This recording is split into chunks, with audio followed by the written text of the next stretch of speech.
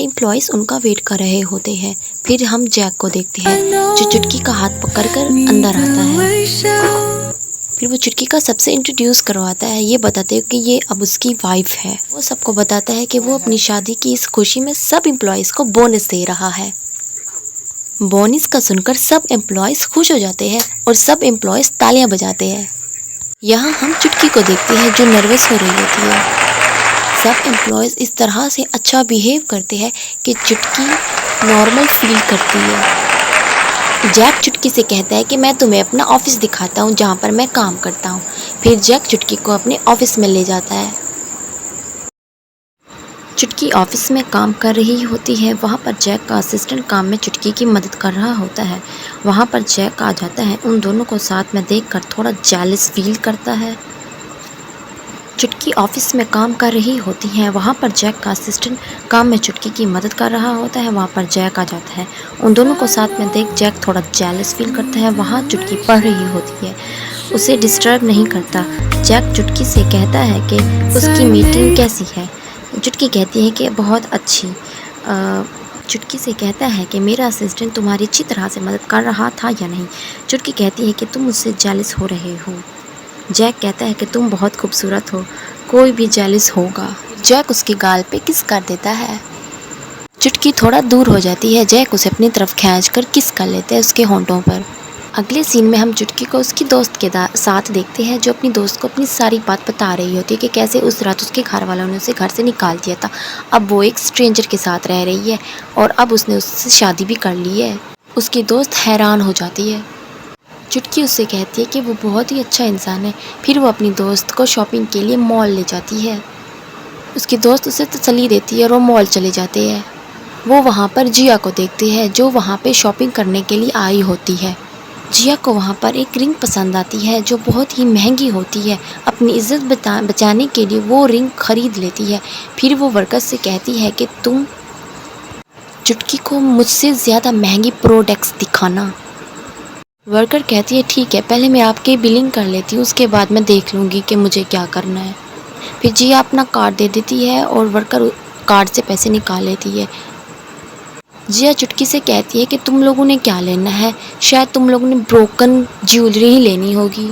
चुटकी और उसकी दोस्त बहुत ही महंगी इयररिंग पसंद करते हैं। जिया बहुत हैरान हो जाती है कि तुम्हारी औकात ही नहीं है ये लेने की। फिर वो दोनों ले लेती हैं। जिया हैरान हो जाती है। वर्कर चुटकी से कहती है कि आपको पेमेंट करने की ज़रूरत नहीं है क्योंकि जिसने भी ये नेकलेस पहना होता है उसे पेमेंट करने की ज़रूरत नहीं होती। जिया कहती है क्यों ज़रूरत नहीं होती, ये नेकलेस बहुत ही ख़ास लोग पहनते हैं। वर्कर की बात सुनकर चुटकी सोचती है कि उसे तो बहुत ही एक्सपेंसिव गिफ्ट मिला हुआ है। मैं कितनी लकी हूँ। चुटकी इसी सोच में डूबी ही थी कि जिया कहती है कि ऐसा नहीं हो सकता। जिया तो उससे पूरी तरह से जेलस हो गई और वहाँ पर हंगामा करने लगी। चुटकी की फ्रेंड उससे कहती है कि तुम अपनी हद में रहो। जिया मुंह फुलाए वहाँ से चली जाती है। हम चुटकी की फ्रेंड लिली को देखते हैं जो जिया की बुराई कर रही होती है। चुटकी की फ्रेंड लिली चुटकी से कहती है कि तुम्हें ये नेकलेस वैसे किसने दिया है। तो चुटकी कहती है कि उसके हस्बैंड ने दिया है। तो लिली कहती है ओह हस्बैंड। जैक कमरे में स्मोकिंग कर रहा होता है। वो चुटकी को देखकर सिगरेट को बुझा देता है। चुटकी जैक से कहती है कि ये तो बहुत ही बुरी बात है, इससे आपकी सेहत खराब हो जाएगी। आज के बाद आप सिगरेट को हाथ भी नहीं लगाएंगे। जैक चुटकी से कहता है कि वो रिलैक्स होने के लिए सिगरेट पीता है। तो चुटकी कहती है कि इसका कोई हल नहीं है। तो जैक कहता है कि है। तो जैक चुटकी को किस कर लेता है। चुटकी से कहता है कि इससे उसे एनर्जी मिलती है। चुटकी कहती है कि अगर वो स्मोकिंग को अवॉइड करेगा तो वो एनर्जी ले सकता है। जैक चुटकी से कहता है ठीक है, आज से मैंने स्मोकिंग छोड़ दी, अगर तुम मेरा साथ दो तो मैं पूरी दुनिया को ही छोड़ दूँ। जैक चुटकी से कहता है कि उसे कहीं पर जाना है, वो उसका वेट ना करे और खाना खा ले। कुक जैक से कहती है कि आपके ग्रैंडपा का बर्थडे है, आप वहाँ पे चले जाओ। जैक कहता है कि मैं वहाँ पे नहीं जाऊँगा। वो वहाँ पे जाना बिल्कुल पसंद नहीं करता। उसे अपना बचपन याद आ जाता है। जब उसकी मॉम की डेथ हो गई थी तो वो उसकी फ़ोटो पकड़कर रो रहा था और उसका डैड अपनी गर्लफ्रेंड लेके आता है और वो उसकी सौतेली माँ कैसे उसके साथ मिसबिहेव करती है और उसके बाप ने कैसे उसे धक्का दे दिया था। उसके हाथ में जो फ़ोटो थी वो भी टूट गई थी। और कहता है कि तुम्हारी मॉम यही डिज़र्व करती थी, उसकी वजह से देखो मेरा क्या हाल हो गया, मैं तो चल फिर भी नहीं सकता। उसके अब्बू अपनी गर्लफ्रेंड को साथ लेके वहाँ से चले जाते हैं। हम प्रेजेंट का सीन देखते हैं कि कैसे जैक की कुक उसे समझा रही होती है कि तुम्हारे ग्रैंडपा तो तुमसे बहुत प्यार करते हैं, उनसे तो तुम्हें मिलने के लिए जाना ही पड़ेगा। फिर वो अपने ग्रैंडपा से मिलने के लिए चला जाता है। जैक का स्टेप ब्रदर अपने घर पे गेम खेल रहा था। वहाँ पर लुई चैन भी आई हुई थी जो अपनी आंटी के साथ बैठी हुई थी। लुई चैन उससे कह रही होती है कि तुम्हें गेम खेलने के अलावा और कोई काम है, सारा दिन गेम खेलते रहते हो। तो वो कहता है कि तुम इतनी बड़ी स्टार मेरी वजह से बनी हो, तुम्हें तो मेरा शुक्रिया अदा करना चाहिए। लुआन की मॉम लुआन से कहती है कि थोड़ा सा तमीज़ से बात करो अपनी कज़न से। कहता है कि मेरी कज़न मेरे स्टेप ब्रदर के साथ शादी करने जा रही है, थोड़ा तो उसे समझाओ। लुई चैन आंटी से कहते हैं कि आंटी से तो चुप कर आइए।